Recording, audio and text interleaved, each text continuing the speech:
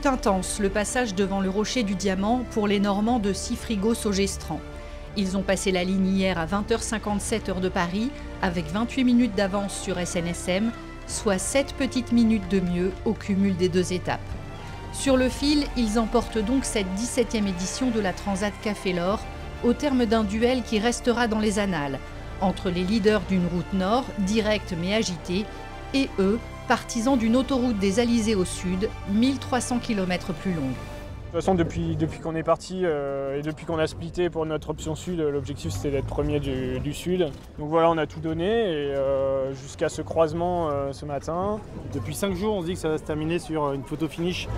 Voilà, c'est 7 minutes sur une traversée de l'Atlantique. C'est quand même assez dingue. Les favoris Douguet-Tréhin sont arrivés une petite demi-heure plus tard pour une belle place de deuxième, avec nécessairement de la frustration, mais aucun regret sur leur choix de route.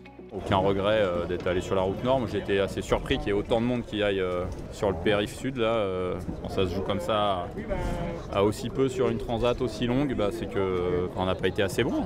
On peut dire que les deux routes se valaient, quoi. Après, dans les faits, elles ne se valent pas parce qu'on n'a pas la médaille de la bonne couleur, donc toujours un peu frustrant. Le duo franco-italien Matelin-Moreau-Luciani sur Invincible était lui plus inattendu. Il empoche une dizaine d'heures plus tard la 3e place du podium, point final d'une transat à suspense où chacun aura joué sa partition avec un incroyable talent.